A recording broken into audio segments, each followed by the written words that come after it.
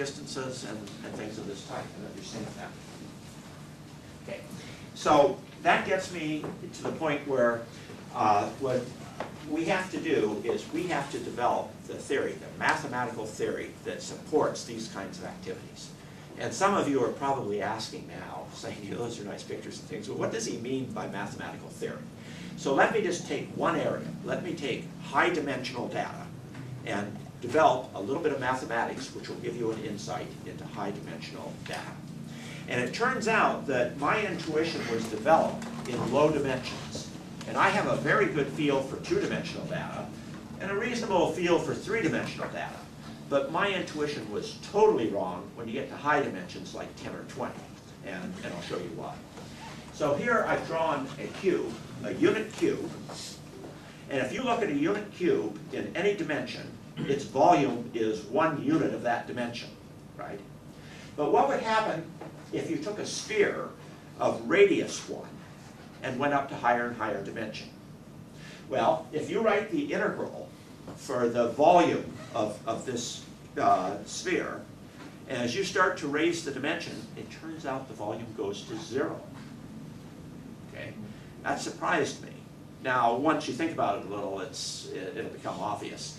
And in fact, the volume is maximum in 5 dimensions, and in 6 dimensions it's starting to drop off. And it's not that hard to do it mathematically. But let me just kind of show you, give you a reason why you might expect that. So in 2 dimensions, I drew the unit square, and it's half a unit each side because it's 1 unit across an edge. And the circle is 1 unit out. And you see that that square is completely contained within the circle. But now, and what I want to look at is I want to look at that vertex. If I want to calculate the distance to the vertex, it's 1/2 squared plus 1/2 squared, which is 1/4 plus 1/4, which is 1/2, so it's 1 over square root of 2. Okay. But now, if I go to 4 dimensions, and of course I don't know how to draw 4 dimensions, so you'll have to say this. But now look at the distance out to that vertex. It's 1/2 squared added up 4 times, which is 1. And so that vertex has moved out to the sphere. And what if I went up to dimension 100 or something? Well, then that vertex would have moved out to square root of d over 2. So it would be out 5 units. And it'd be way beyond the circle. And in fact, then this picture, maybe the way I should have drawn it, is I should have drawn it something like that. And you see that all of the volume of the square is outside that sphere, and that sphere is some tiny little thing in there. Okay, now, so just remember, the important thing to remember is that the volume of a sphere in high dimensions is 0, because I'm going to come back and I'm going to use that. But let me point out something else about high dimensional data. People will tell you that high dimensional data is unstable. And why is that? If you generate points at random in 2 dimensions, and you find the 2 points which are farthest apart, and the 2 that are closest together, and you take that ratio, you'll get a reasonably big number. It looks like it might be 5 or something in this case. But what if I did that in high dimensions? Say I have 10,000 dimensional data, and I generate points at random, let's say on a sphere or something. What is the distance between 2 points? Well, it turns out it doesn't matter which 2 points you pick. The distance between them is going to be the same. Hard to believe the first time someone tells you that, but it's true for the following reason. How do you calculate the distance between 2 points, x and y? You take each coordinate, x sub I minus y sub I, and square it. And if these points were generated randomly, xi minus yi quantity squared is a random number, and it'll have some expected value.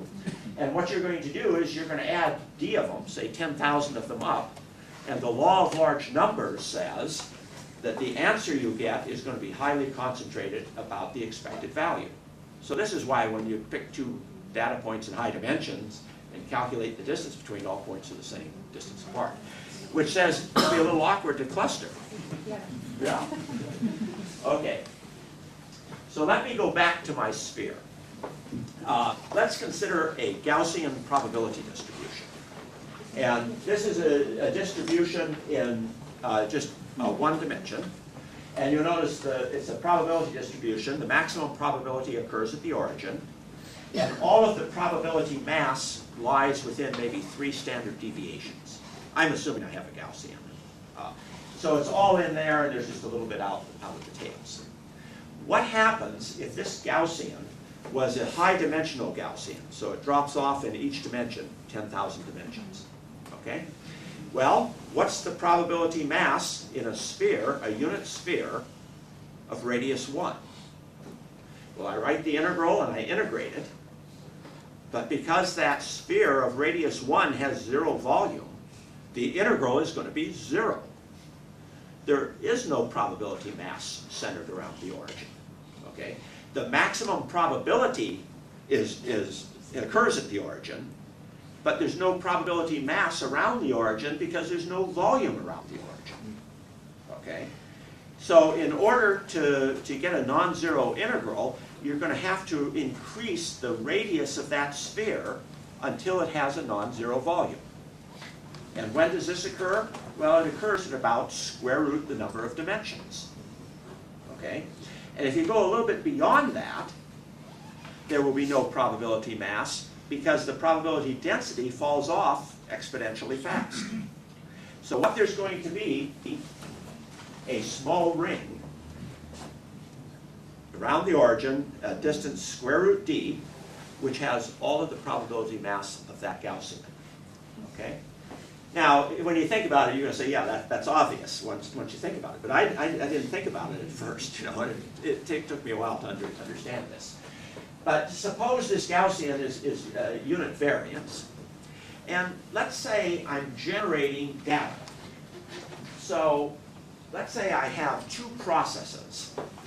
And one of them is generating data about this point. But the data has a little bit of noise, which is Gaussian. And the other is generating data about this point, and it has a little bit of noise, which is Gaussian. And I'm going to show you the points, and I'm going to ask you which process generated which point. And obviously, whether you can answer it is going to depend on how close those centers are apart. And you can see that as I start moving those centers together, the intersection of those 2 rings is essentially 0 until the rings start to overlap. And those rings are only 3 units wide. So if d is 10,000, that radius is 100, and all the probability mass is between 100 and 103, and I can move those rings until they're 3 units apart. So just to do an experiment, again, this is something I ask my students to do. I say, create 2 Gaussian processes and generate a bunch of points in 10,000 dimensions, and see if you can tell which process generated which. Now here, first of all, all I can do is take a 2-dimensional cross-section, because I can't draw in 10,000 dimensions. And for your convenience, colored the points blue and green so that you know which generated which. But imagine I had colored them all black. It's almost unbelievable that you could separate them, right? They're so overlapping. But let me show you how to tell. Okay. Let's look at the distance between 2 points which are generated by the same Gaussian. Okay. So from what I've said, you know that these points are on a thin annulus of radius square root d. And I'm going to approximate that by a sphere of radius square root d. So I'm introducing a little bit of error there because that 3 units, I'm saying everything is distance 100, where it's 100 plus or minus 1.5. But that's a good cause to it. And I'm going to claim the average distance between 2 points is square root of 2d. To see that, generate the first point. Okay? Then rotate your coordinate system and put that point at the North Pole. Okay? Generate the second point. And I'm going to guarantee you that the second point is going to fall on the equator. Why is it going to fall on the equator? Well, if you calculate the surface area that is close to the equator, you will find out that all of the surface area of the sphere is at the equator. Now, the reason it doesn't look that way in this picture is a low-dimensional picture. And in 2 or 3 dimensions, there's lots of surface area up in the northern hemisphere and the southern hemisphere. But you go up to 10,000 dimensions, and it's all at the equator. Okay. And be a little careful if you're teaching and you tell someone this, because they're going to say, well, what if I rotated my coordinate system again and the equator went this way? And how can all points be on this equator and that equator? And if you think about it, it's possible. Okay, so how far are the points apart? Well, the sphere is radius square root d, and basically they're a right triangle, and so the distance between the 2 points is square root of 2d. Okay. What if the 2 points were from different Gaussians and on different spheres? Well, you generate the first point on one sphere, and again you rotate the sphere to put the point at the North Pole. And then you generate the other point on this other sphere, and the point will fall, and it's a little hard for me to show this here because I only got 2 dimensions. But here is the second point, and I drew this line this way to really indicate it's coming out from the board. Okay? And what I want to do is I want to find the distance from that point to this point. And so first I project this point over here to the North Pole, and then I know this distance is square root 2d. And this triangle, although it doesn't look like it, is a right triangle. If I was able to draw in 3 dimensions, it'd be obvious it's a right triangle. And the sides are delta, the distance between the 2 Gaussians, and square root 2d, the distance between the North Pole and the point on it, 1 Gaussian. And so this distance is square root of delta squared plus 2d. Okay? So whether 2 points are generated by the same Gaussian or different Gaussians depends on the distance between them, whether the distance is square root 2d or whether it's square root of delta squared plus 2d. And you can see if delta is big enough so that it overcomes this little bit of inaccuracy from my approximation, you can tell reliably which Gaussian generated the point. So what we need is that the square root of delta squared plus 2d is greater than square root of 2d plus this gamma, which is the approximation. And if you just expand that square root and solve for this, you see as long as delta is greater than d to the 1/4, you will be able to separate them. Okay, now those of you that have read the literature are going to say, that's not very good. There are people who can separate them if they're much closer than that. So let me tell you how they do it. Something you're going to have to learn about is dimension reduction. You've got data in high dimensions, and you want to reduce it down to lower dimensions. And so let's say I have some number of Gaussians. Let's say there's k of them, and I want to find out which of these k Gaussians generate the point. What I suggest you do is put a plane through the center of the k Gaussians, okay, and project all of your data onto that plane. Now, what does that do? Well, first of all, since the centers are on the plane, they stay the same distance apart because I'm not projecting them. But the data, the points, when they get projected down, get closer together. And notice that all of the coordinates, which are orthogonal to that plane, are noise. And what you're doing in this dimension reduction is throwing away a lot of the noise. And how much do you bring these points together? The distance between points is reduced by square root of d over k. And the way to see that is assume that your plane, the k dimensions of your plane, set a coordinate system up on your plane, and assume that that's the first k dimensions, and what you're doing is zeroing out all the rest of the dimensions. And that's why you reduce it by square root of d over k. Now, one of the things you may ask is you may say, what if I didn't know the centers? Okay. Well, then what you would do is you would find the eigenvalues of the matrix, of the distance matrix, and you would look to see how many eigenvalues. It turns out if a matrix is random, all of the eigenvalues they'll be distributed according to a probability distribution which is semicircular, which is an interesting theorem to prove. And if there are any eigenvalues outside that range, then you know you're not looking at a random matrix, but that there's some real structure in the matrix. And a good guess at the dimension of that structure is the number of eigenvalues outside the range, and you project down onto that many of the first eigenvectors, and that should work. Okay, and so what does this do for us? Oh, I went the wrong way. No. Oh, yeah, so this is right. So what I've done is now the radical, the square root of what was square root of delta squared plus 2d before, I've reduced that dimension d down to k. And now you see that delta only has to be greater than some constant involving the number of processes and the order of approximation. So this says, you know, they may only have to be 10 units apart if these are univariate Gaussians. Okay. So what I hope that did is that showed you the kind of mathematical underpinnings that we have to develop for all of the things that we are going to use to handle high-dimensional data and large random graphs and things of that type. And what I will do is, let me just mention some other problems which are going to be very important. And I'll go quickly so I'll leave some time for questions. One thing which is very important is ranking. Obviously, you're going to rank restaurants, movies, web pages. Those of you teaching are probably going to rank students. You're going to rank all kinds of things. And in fact, ranking today is a multi-billion-dollar industry. And as you can imagine, there's actually a war going on.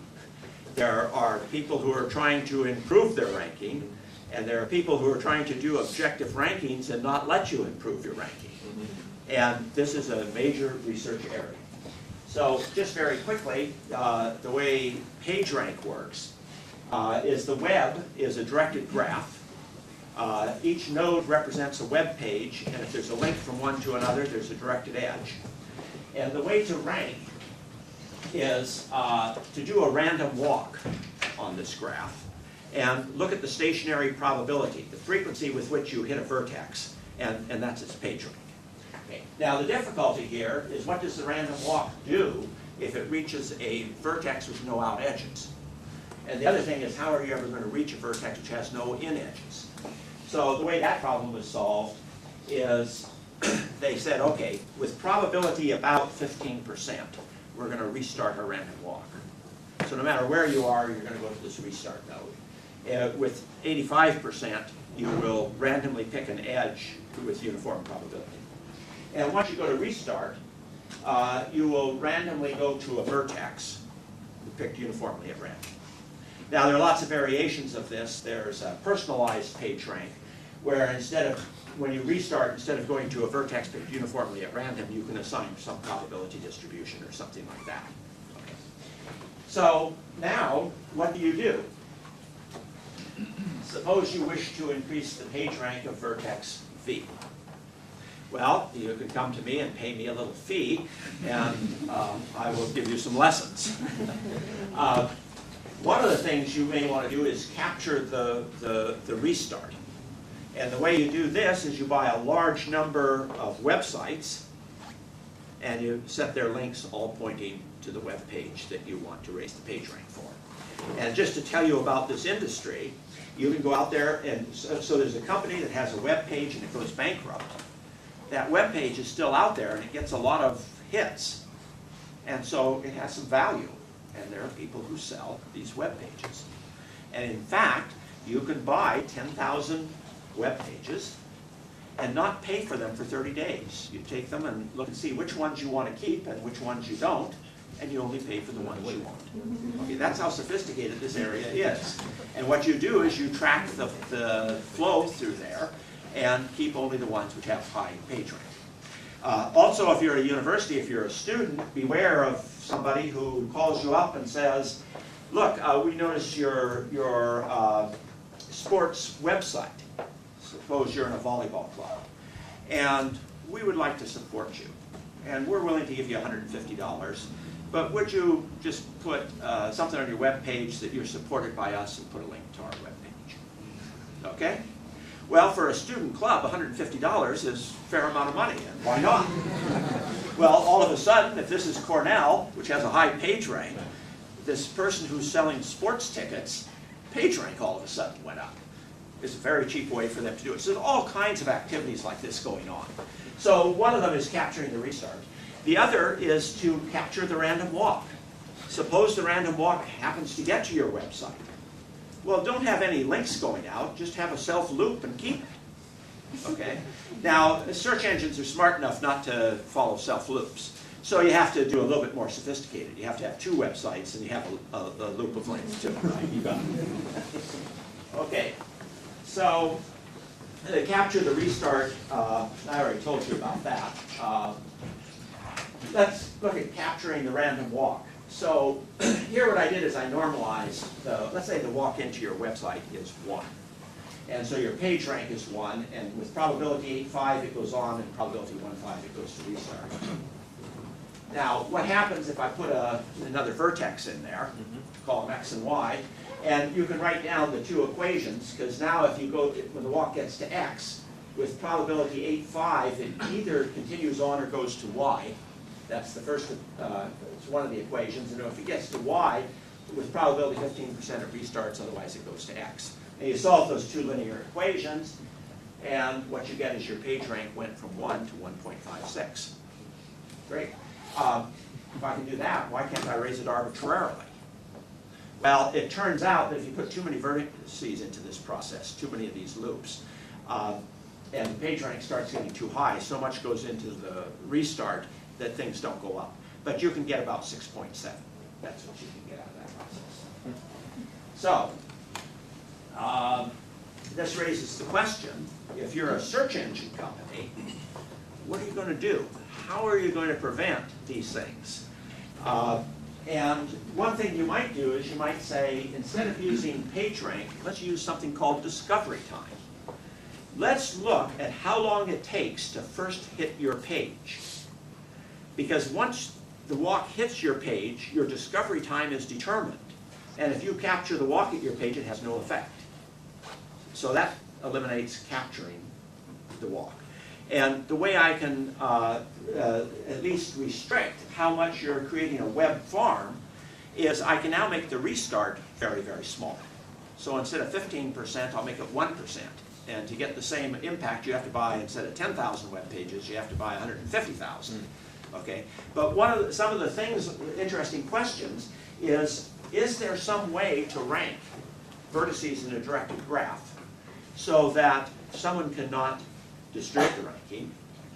And secondly, is there possible for any way someone could disturb the ranking for me to be able to detect it, that someone had cheated? Now notice that when the web first came, links were put in for navigational purposes. And that caused a certain structure in the graph. Today, links are not put in for navigational purposes because Google will find what you want faster than you can click on the web and go to it. But the reason links are put in now is to raise page rank. And so that's changed the structure of the web. And what is the structure of the web? Okay? These are the kinds of questions that we have to develop the theory to understand. So just a couple more slides and then I'll quit. Information is important. When a customer makes a purchase, what else is he likely to buy? Or if someone visits a web page, what are they likely to purchase? What do they want? Or things like that. In fact, it's useful even in searching. If someone is looking at various web pages, you ought to be figuring out what they're really looking for and giving them a better answer to the search. And there is so much money in this business. Believe me, any improvements you can make are extremely valuable. Well, let me... Oh, so things about it. Other things you'd like to do is be able to detect changes. For example, if all of a sudden, let's say you're looking at a news wire, you don't want to look at it all the time. But if all of a sudden something appears on there, there's a change in the distribution of words. And that alerts you that something major happened somewhere in the world and maybe you want to know and produce a little thing, put up a new screen and tell you what happened. So all of a sudden, Katrina, well, the hurricane hit New Orleans and it got flooded. Those things you can detect. It's amazing what you can detect from the kind of information. And you'd like to know if there's a change in the stock market or people's buying habits. These are questions which are fundamentally important. By the way, I should ask somebody to keep the slides here if anybody wants to go back and look at slides. Could somebody make sure that they're kept? Yeah. And anybody who wants them. So if there are 200 million customers and 1 million products, what you'd like to have is you'd like to have a matrix of the probability of a customer buying a given product. Okay, so this is, first of all, an enormous matrix. You can't store it.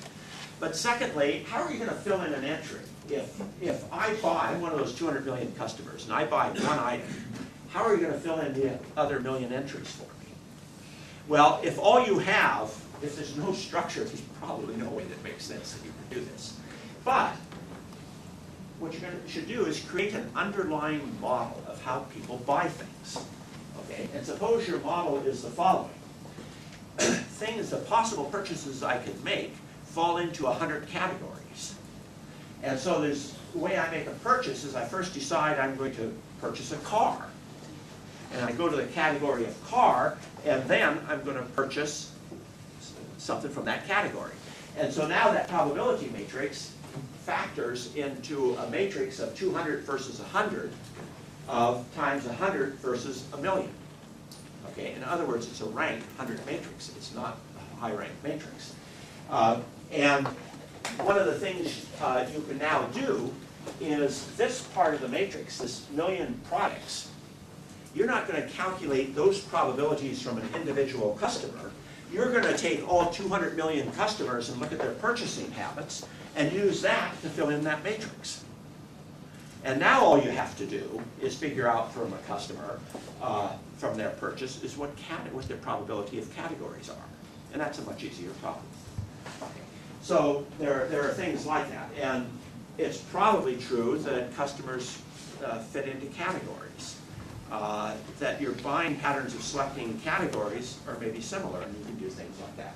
Just to show you, there's a lot of structure there that I don't have time to go into. So I think in your life what you're going to do is you're going to be extracting information from large data sources. There are going to be data streams that you can't even save. They're going to be so big, large data collections, detecting changes in patterns. And just for data streams, let me just point out, it used to be when a student wrote a term paper, you wondered if some other student at some other university 10 years ago wrote the same term paper. Okay. We now can save digitally everything that's written in a certain way, so that we can tell you, if you turn in something that someone turned in before somewhere, we can say, you know, 75% of your term paper was in such and so-and-so's paper. Maybe you want to rewrite it. And in fact, in the physics archive, when you submit a paper to the physics archive, they will tell you how much of it is original. Now, there's nothing wrong with 10% of it being copied, because if you're writing a paper on some topic, you're going to want to use the same definitions, the same notation, and so forth. And it's perfectly legitimate to bring that over. In fact, it's good. But you don't want to start copying the whole paper. And what often happens is somebody takes their result and divides it up into 2 or 3 papers and puts it out in little incremental bits. And they get a little message saying, you know, these 3 papers, they overlap 85% each. Maybe, you know, you want to think about this. So how is that done? I mean, so detecting trends before they become obvious, I mean, that's important. You want to know when that hurricane is coming, so there's changes in the airline routes and things like that. These are things that you're going to want to do. And I'll just conclude by telling you that you are living in a very exciting time. For those of you that are going to have a career in research, you couldn't have arrived at the scene at a better time. At least if you're in information science or the mathematics that underlies it. But you have to realize that there is a change. And don't look at the research that we did in the last 30 years and say, I'm going to extend that. Ask, what is the equivalent research which is going to support the next 30 years? And what I hope I've been able to do is convince you that there are exciting, just an enormous number of exciting mathematical problems underlying. And with that, I thank you for the opportunity to be able to give this presentation, and I'm happy to answer any questions that anyone might have.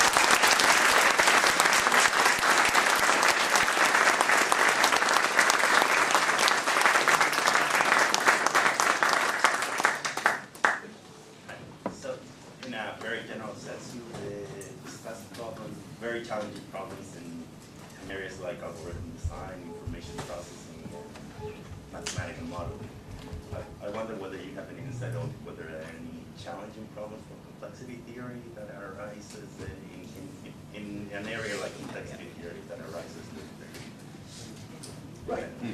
So one of the things here, it used to be we looked at the asymptotic analysis of algorithms, and we wondered whether it was n squared or n log n or linear.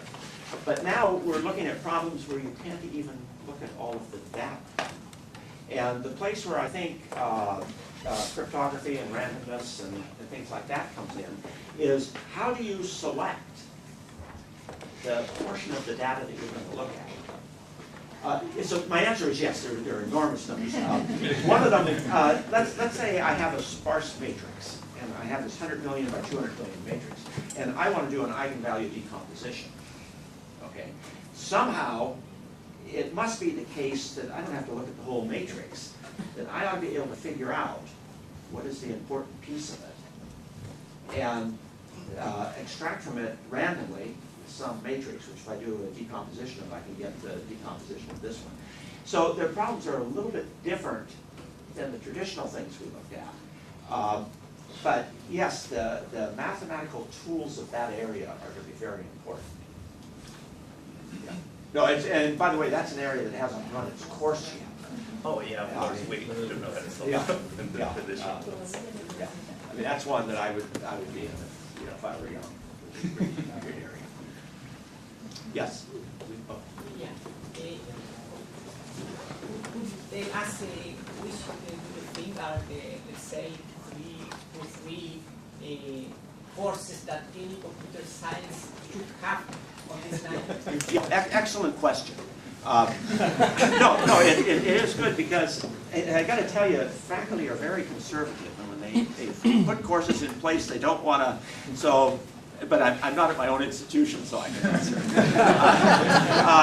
One of the things I would recommend is a course in probability and statistics. We spent a lot of time in the last 30 years with discrete mathematics, but I think I would replace it with a probability and statistics course. I also think a course in algorithmic thinking is very important. I mean, when I was growing up, people wanted a formula for an answer. But now I think a process for generating an answer. So those are the two things that I think are most important. What would I come on after that? Oh, put it this way. Maybe I motivated you enough to add a new course on information science. And that would be my third pick. And which courses to remove? Oh, no. That's an even better question. And that's where the problem comes. So the course that we removed, we only got one of them. And we didn't actually remove it. What we did is we made it optional. We said the students could either take multivariate calculus or they could take probability and statistics. Physics wouldn't let us remove multivariate calculus. But they let us have the students make an option. And that's good enough because students are bright and they're going to vote with their feet. And there's not going to be anybody in the calculus course. But that's the problem. What are you going to drop? So we have sort of dropped compilers. And we haven't gotten rid of operating systems yet, but it's changing. So there's also courses I forgot to change. See, there's computer architecture. And I think that could be a fantastic course if they just dropped the word computer. Because remember, I put up this road with cars interacting with the road. And how do you architect this system? The architecture of systems is going to be vital. And maybe you can get that in by just changing an existing course. So that may be what you're going to have to do. Yeah. Any other questions? You also mentioned you'd remove discrete mathematics or replace it. Since I'm the one that added discrete math to our curriculum, but if I had to make a choice between discrete math and probability and statistics, I would take probability and statistics. By the way, the people in statistics and the people in algorithms have come sort of together. And whereas statistics used to work with 100 variables, they're now being introduced to 1 million variables. And one of the exciting things is how do you take an article and define what an idea is and pull that out. And it it turns out it's a problem in statistics. Yeah. Yeah. So, do you think that we have to change our way of teaching the Irish community, for instance? Go to the basics, or we should start teaching this kind of new ideas? Well, you've got to teach, well, first of all, there is so much knowledge, you can't teach people, all of it. So I sort of have come to the conclusion what you want to do is try to teach people enough about mathematics so that they understand the structure of the discipline. And when they need to know a result, maybe in topology or maybe in set theory or something, they'll know where to go and how to acquire that knowledge. I think we're going to move, there's a certain basic level you've got to get people up to or they're just not going to be able to do things. But up to that level, I think it's going to be maybe very important to teach people how to access coherent bodies of knowledge that they need. Because things that I didn't mention here is the whole area of social behavior. That's now being pulled into computer science. People are nodes. If two people interact, there's an edge between them. And how do communities form and how do they bifurcate? How long do they exist? And we can now study that because of blogs and things like that. And sociologists are starting to realize that. And so there's so many different areas of knowledge. Do you teach someone sociology or, what do you teach them? You can't. You can't do all of it. So you're focusing on something that's very critical about education and what is really our role. And I think it's our role is to get them certain basic skills. What a mathematical proof is, some of that. But then how to access knowledge. That's my belief.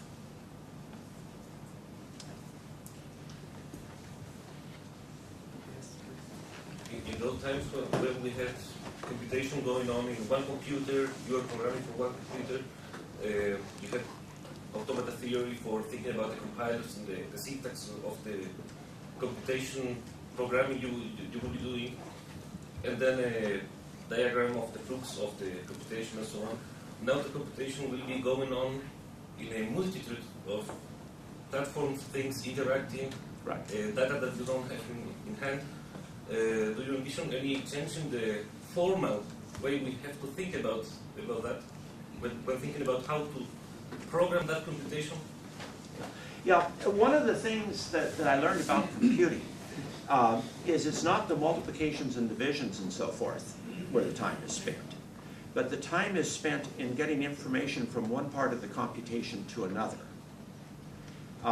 And there are some problems, let's say you're doing a Monte Carlo type of problem. Then you can divide it up over many computers, and these computers don't have to communicate with one another because all parts of the problem are independent. On the other hand, if you're doing heat flow on a surface, as you divide it up into different computers, there's a certain connection between adjacent cells on this thing. But there are other problems where the communication is completely random. And if you have n computers and they're communicating arbitrarily with any other one, there's n squared possible things. And that's where the complexity comes.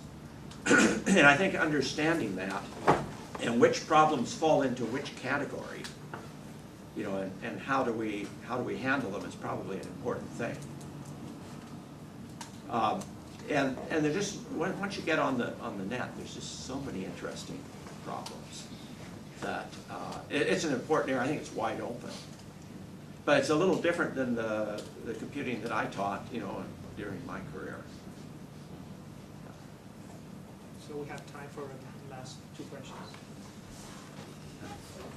One more personal question. I don't have the opportunity to ask it very often here in Chile. How much impact did the Turing Award have on your life and your work? Oh, the Turing Award? Yes. Oh, probably tremendous. So people have asked me about a question similar to this, and there are two things I think helped me. That helped me, but the other thing is that I was one of the oldest computer scientists. As many as you know, I got a call from the White House and was told by the first President Bush he wanted to appoint me to the National Science Board overseeing the National Science Foundation. I was only about 45 years old. And when I told my colleagues about this, they were flabbergasted. They said, how did the president learn about you? I have no idea. Well, I have a little bit of idea because I knew David Packard, and I'm on his science advisory board when he was alive. And I'm sure since he was defense secretary for Reagan, I'm sure he told Bush to avoid. But yes, the fact that something which is very important is labels. Because in many cases, I've tried to push a computer scientist to an important position, and I always lose the battle to a physicist. And the physicist tells me, look, this person is a fellow of the American Physical Society, he's this and that. They have all these little labels. And computer scientists didn't have those labels. And I lost the battle. So it's important to become, members of professional societies and those where you can become a fellow of the society, apply for it, and get those labels, because I think computer science is going to play a vital role in economies of nations and things like that. And so I deviated a little from your question, but yes, labels are important. They may not have any real meaning, but they sure help in motivating people. By the way, can I make one other? Part of the reason I'm down here is Millennium Science Initiatives. And one of the things I noticed is that computer scientists don't apply very often for these. There's very few computer scientists. And it just strikes me that the Chile economy could really profit by the production of more PhDs, a bigger science community. So one of the things I hope people will think about is, why aren't you applying for these grants? And why am I down here recommending oceanographers and physicists? There was a question over here, I'm sorry. Yes. I was wondering if these fascinating ideas that you are exposing here, were these ideas created inside the university, or are they driven by trends outside the university? They're driven by trend. They're driven by the real world, by technology and what people are doing and what's happening. Yeah, we like to think of computer science as a fundamental science. But I got to admit, it's driven by technology, and what happens in technology determines which problems you ought to work on. But the thing is kind of, you got to understand the direction things are going. It's much more pleasing to prove a theorem that people really care about than to prove an abstract theorem that just sits out there, right? So look at interesting things, the way you use the web and things like that, and say, what are the interesting problems here underlying this? Things like that, yeah, good. So any last question? I have. What do you think it will be the impact of all this cloud computing that now is becoming available to almost anyone? And because any of the algorithms that you show, they wouldn't run in my workstation, right? They have to run in this big quantity of computers. So, yeah, I don't. The field of cloud computing is not one that I'm very knowledgeable in. But most problems run on your laptop. Now, when you're doing search, what they do is they have clusters of computers and they have to be tightly coupled. And when you do a search, the reason Google can get the answer so fast is they assign 500 computers to it. And in fact, the amount of electrical energy in the US that's used for the computers is astonishing. Yeah. So let's thank the speaker.